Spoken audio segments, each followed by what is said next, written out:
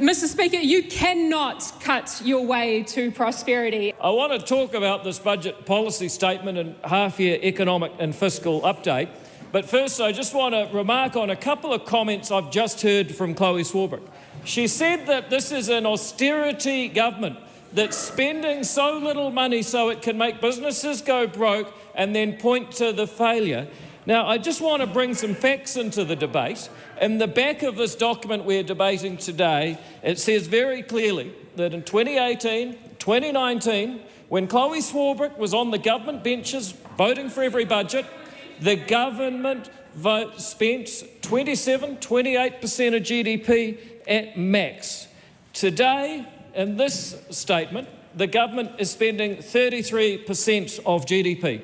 And only Chlöe Swarbrick can point to a government that's spending 5 percentage points more of the economy than she was responsible for spending, and then say that this is an austerity government. And what I'd say to Chlöe Swarbrick is that a political career is a little bit like one of those Polaroid photos. Slowly, people see your true form. And Chlöe Swarbrick is increasingly being found out for having great-sounding rhetoric, but when you look at even the most basic facts of what we're debating, she doesn't stack up.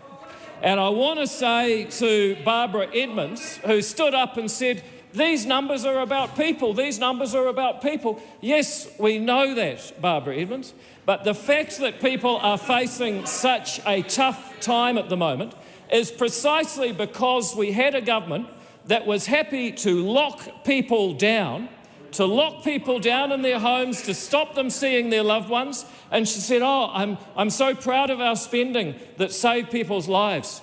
Actually, the spending was made necessary by the excessive response to COVID. But here's the really interesting thing about that argument from Barbara Edmonds. The spending kept on going even after COVID had ended.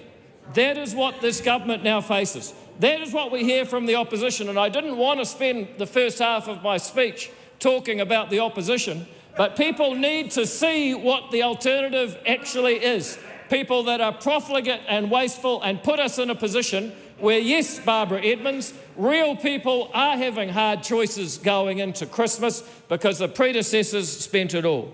I'm proud to stand on this side of the House where we don't sugarcoat it. We face up to the reality that these are tough times. These are tough times for the New Zealand economy. They are tougher, it's been revealed in these documents, than the Treasury had previously reported. They've had to point out that the economic conditions 5 years ago were not as good as they were reporting back then. And that is because we have a productivity problem in New Zealand. No matter how hard people work, and we're some of the hardest working people in the world, people aren't getting the increase in productivity. And what are we going to do about it as a government? Well, two things, Mr. Speaker.